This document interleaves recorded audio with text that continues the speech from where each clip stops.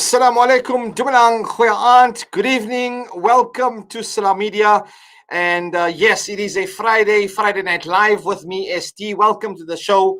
Alhamdulillah, we thank the Almighty Allah subhanahu wa ta'ala for granting us yet another Mubarak day, an opportunity to witness the Mubarak blessed day of Jum'ah. How fortunate were we, to witness that. And we begin by praising the Almighty as how He has praised Himself, and also by praising our beloved Rasul Pak Sallallahu Alaihi Wasallam in that regard. Wherever you are tuning in and streaming in around the country, around the globe, good day, good afternoon, and good evening to one and all, wherever you are. I acknowledge everybody out on Facebook, on YouTube, on the Salaamedia website as well, if you are streaming in via the TuneIn app as well. Hey, how's it, man? How's it going? You can interact with me on 061 766 0355. And I'll be with you, inshallah, for the next 2 hours or so. I've got a team that make it happen behind the scenes. And big up to the guys who've obviously stepped up their game as well. Sadek and Salalo. And obviously, Abrar is here with me as well tonight, giving me the company. And you as well. Now, coming up on tonight's program, jam-packed lineup, we're going to be doing something new, something different, as we always do. That's what obviously sets us apart. We obviously come up with something new. Now, we've got something called Sports Express with ST. SE with ST, but no, this ain't the JSE, right? So, every Friday that I'll be here, inshallah, we'll have a Sports Express with me, covering your weekly sports analysis and a roundup of things, inshallah. And tonight we're going to be discussing, obviously, our proudly South African Olympic champion, Tatiana Schoenmaker, who we will feature in a moment or so. Also, I'm going to be speaking and doing some analysis of the Olympics tonight, inshallah, with obviously a performance analysis and athletics manager and former Olympic athlete, Roger Haitengi. And we're going to be doing the analysis of the African countries and how they fared at the Olympics in Tokyo 2020. Now, thereafter, on the Tech Talk segment, we got privileged enough to be able to have Riza Adam. Now, he's obviously from a business in a company called Project Mayhem SA. Now, if you are into comic books, Comic Con, and figurines and things like this is for you, right? We're going to be talking about what goes into the nitty-gritties about, all of these figurines, why the prices are so lofty as they are, because I was shocked in the presentation of the show. I seen one figurine selling for about close to 75k, and also I got to find out what a kotobukiya is about. Abrar was actually lost when I was showing him that, but anyway, having said that, thereafter on Car Talk tonight. Now, no stranger to the program, we are going to be featuring Moreza. It's our very own South African proudly made vehicle, and they've launched and released their first 100 vehicles. Yes, and I'm going to be speaking to the owner and founder, Tatenda Mungofa, who was on the program last year sometime. Alhamdulillah, things have materialized. And coming up very soon also, I'm going to be doing a car review with Moreza and the team as well. Thereafter, we conclude the program with the first installment after a very long time. What's that? Hashtag men can cook. Aha! Ons gaan lekker eet vanavond. So yes, looking forward to that. A jam-packed show lined up, inshallah. Coming up next, Sports Express with me. Breaking stereotypes, moving boundaries, joining hands. Salaamedia.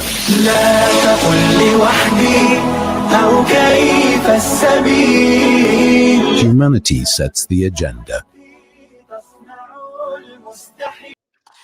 Okay, welcome back. It's now just after 5 minutes after 7 p.m. You're tuned into Salaamedia. Humanity sets the agenda.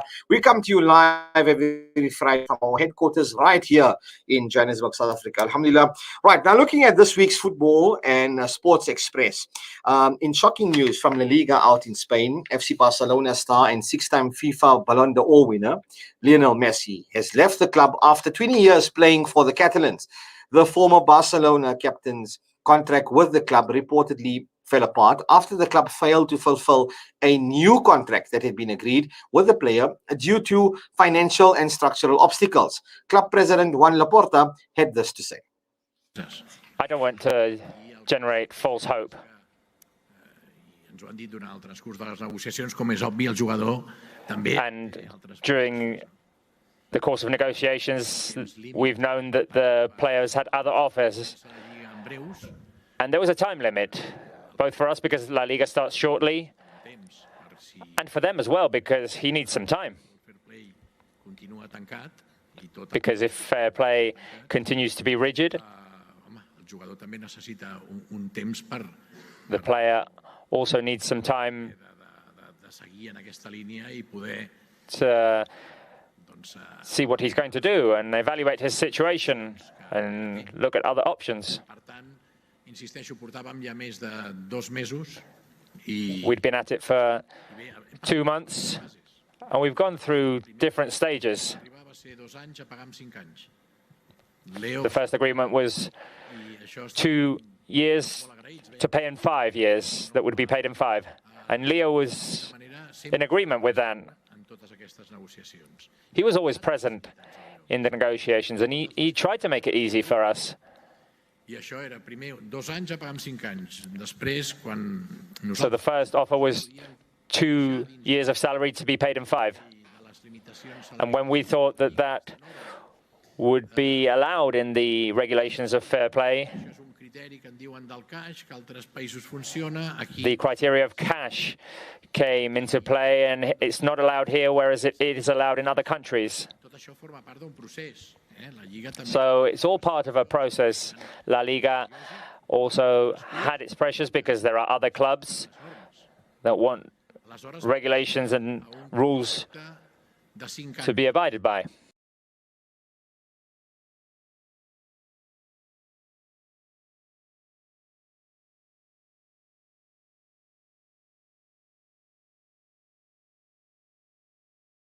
Boundaries, joining hands. Salaamedia.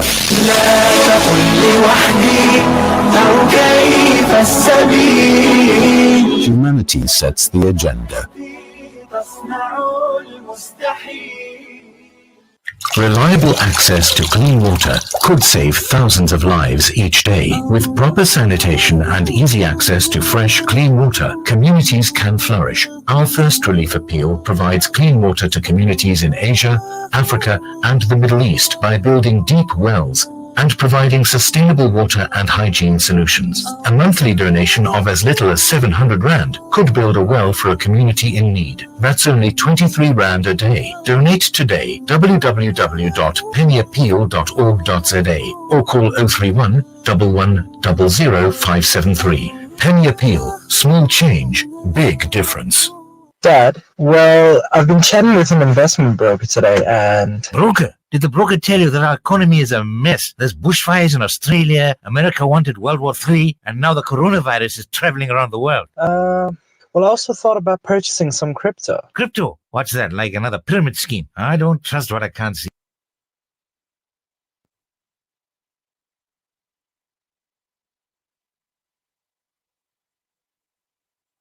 There's an apartment in Belito. So only your family would be asking...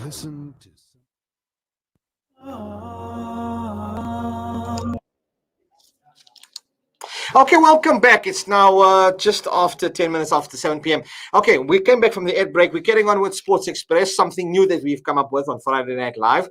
So we basically just give you your weekly update and very brief update on sports and, transfer news and everything in that regard, whether it be football or whether it be the Olympics. Anyway, moving on. As we were talking about Lionel Messi and the uncertainty and speculation that fanclub.com have to say that there's a concrete offer made by the Manchester City owners for Lionel Messi to lure him to the English Premier League. Whether or not that works out, well, time will tell. Moving on to other local football stories. New Kaizer Chiefs star signing Keegan Dolly expressed how happy he was to join the Glamour Boys. In a press conference, Dolly said that he was introduced as being a supporter of Kaizer Chiefs, the club he joined on Tuesday, by his father when he was a child. The 28-year-old, a product of Safa School of Excellence in Mamelodi Sundowns and Ajax Cape Town's youth academies, joined Chiefs in arguably the biggest transfer of the 2021-2022 pre-season window, having been left out of contract at Montpellier. From Westbury near Soweto, the skillful left winger, Dolly, said he inherited being a Chiefs fan from his father, Ramon Dolly, who works with his son's agency, Paul Mitchell's Siavuma. Now, Dolly spent 4.5 seasons in France playing for Montpellier in Ligue 1. He joined from Sundowns midway through the 2016-2017 season, shortly after winning the 2016 CAF Champions League with the Brazilians. His progress in Ligue 1 was hampered by injuries. Donny played 12 games in the second half of 2016-2017, 3 and then 6 in the next 3 seasons. Last campaign, he played 18 Ligue 1 games, those 15 of those as a substitute. And this is what he has to say. And this is a Salaamedia exclusive.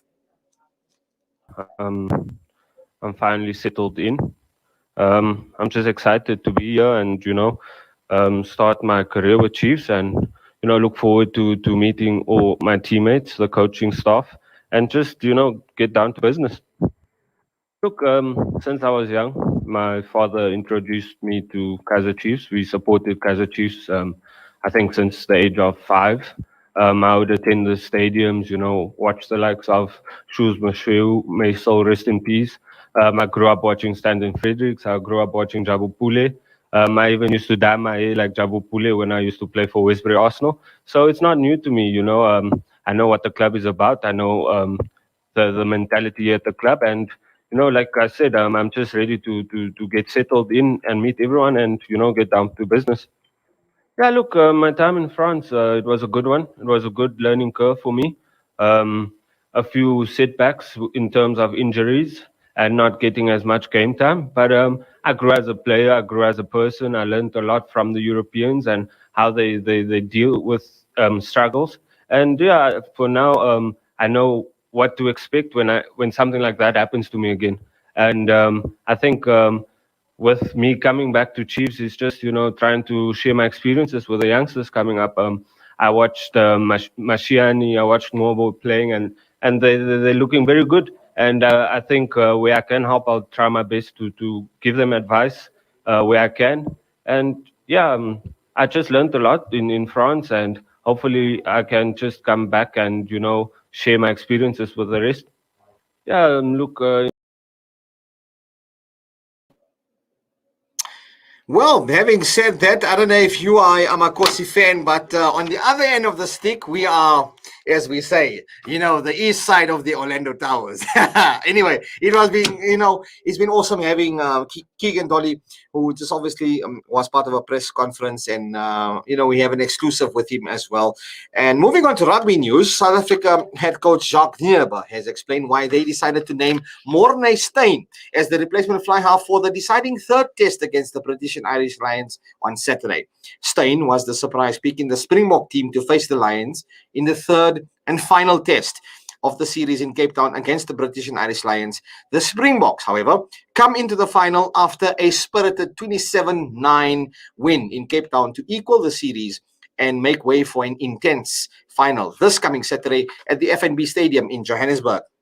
The Springboks will be without the services of Faf de Klerk, Pieter Steff, but will enjoy a return of Morne Steyn for the series decider.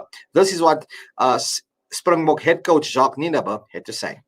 No, and again, with Morne coming in, it was also a toss-up between Morne and Elton.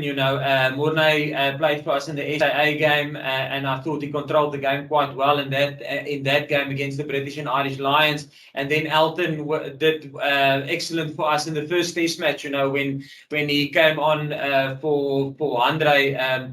When Andre started cramping at the back end of that Test match because he was in isolation for the COVID. So yes, it was a big toss-up, and in our discussion when we went through this selection process, it's a long season. We're going straight into Rugby Championship against Argentina next week, and then it's the Rugby Championship in Australasia, and then the end of year tour.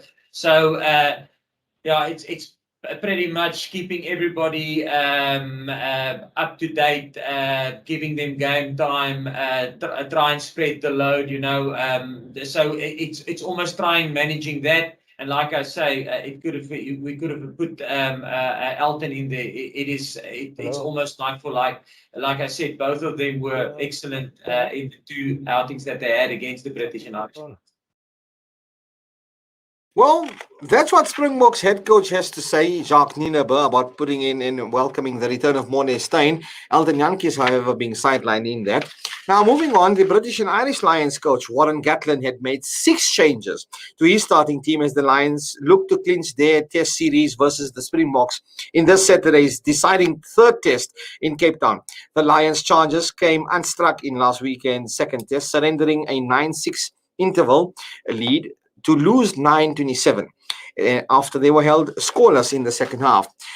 Now, this has now resulted in Warren Gatland taking remedial action, similar to what happened back in 2013, when he made 6 changes to the starting Lions team to face the Wallabies in that series decider after the opportunity to clinch the series with a game to spare wasn't taken in Melbourne.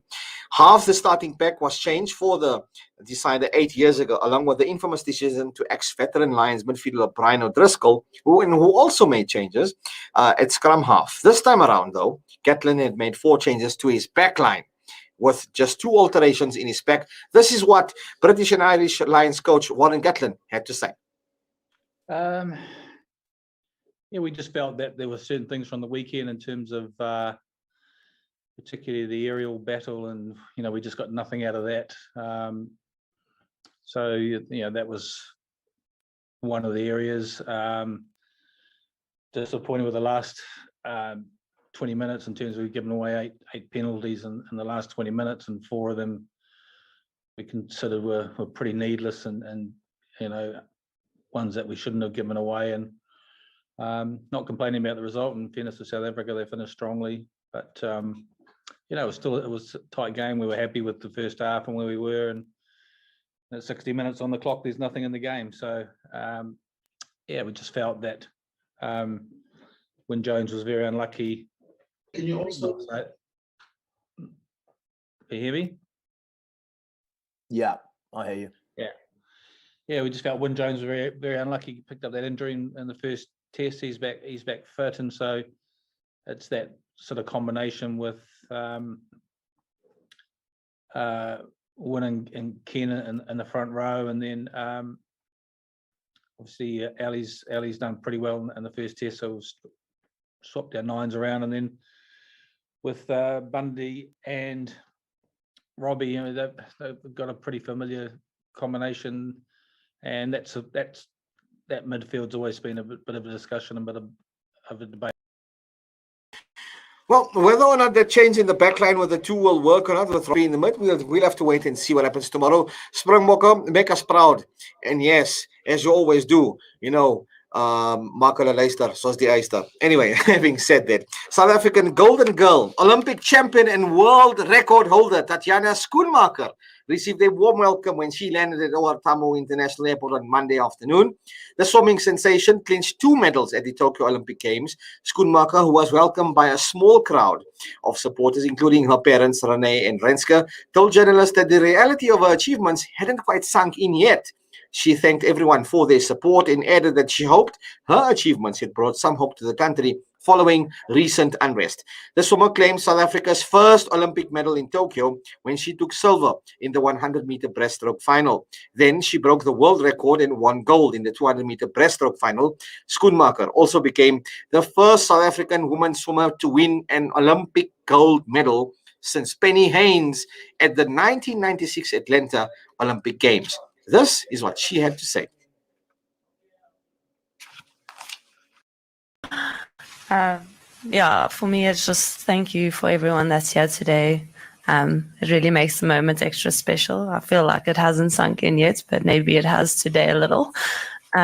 Just thank you for all the support. And for me, it was just to go out there and give my best. And through my achievements, I hope I could have given someone some hope. Obviously, knowing our country was going through such a tough time, if I could just give that little bit of hope as we know that sport unites people, but to not just rely on the athletes to unite us, but to make a decision as a country to get together and unite by ourselves. And hopefully I could just give that a little boost. And then for me, it was just to, through my swimming, just show God's love and just really if people see me, just really feel his presence and experience his love. So if that is what I was able to do, then I've achieved everything I did. Thanks. Awesome stuff. And yeah, Tatiana obviously making us very proud by bringing back gold to the city of gold and to the home of gold as well. Now, Simone Biles says she will always cherish the unique Olympic experience despite her time in Tokyo being derailed by a psychological condition known as twisties. Biles withdrew during last week's team competition, suffering from an inability to orient herself in midair. She subsequently pulled out of all-round final and the first three apparatus finals, returning to claim bronze in Tuesday's closing beam. With Team Silver, Biles leaves Japan with 2 minor medals, a far cry from the 4 gold and bronze from Rio 5 years ago. And this is what she had to say. Thank you. Thank you. And Simone? Yes, I'm pretty happy. I wasn't expecting to medal. I just came out here and just tried to do a good beam set. I switched my dismount last minute because of everything going on, but to have these two next to me, they did absolutely amazing, and I watched them train so hard, so they are definitely deserving of 1 and 2, and so just to have one more opportunity to compete at the Olympics meant the world to me. So I had to be medically evaluated every day, and then I had 2 sessions with a sports psychologist from Team USA. But I've been training beam every day. We just last minute decided to switch the dismount, which I probably have not done since I was like 12 years old, because I've always twisted off and done a full in since I was probably 13 or 14. But on the beam, that work is easy. I've always been able to do. It's just coming off, we didn't know what we were going to do or compete in the final, because I had to pull out of all of the other finals because of that reason. Yeah, well, to bring the topic of mental health, I think it should be talked about a lot more, especially with athletes, because I know some of us are going through the same things and we're always told to push through it, but we're all a little bit older now and we could kind of speak for ourselves. But at the end of the day, we're not just entertainment, we're humans, and there are things going on behind the scenes that we're also trying to juggle with as well, on top of sports. So yeah. Well, I honestly wasn't even expecting to. Well, it's amazing to see how much mental health plays a role, especially at the higher level when it comes to sports and at the tournament as we speak right now. Sad to see them obviously not take gold, but we wish Simone and the team and all the other athletes, the best of health and mental health in their own capacities. Anyway, having said that, that just brings us to after 7:20. We're taking a quick ad break. Thereafter, when I come back, inshallah, I'm going to be chatting and we're going to be analyzing Africa's performance at the Olympics. And I'm going to be speaking to Rocha Haitengi, who is a former Olympic athlete as well. Stay tuned to Salaamedia. We'll be back in a few.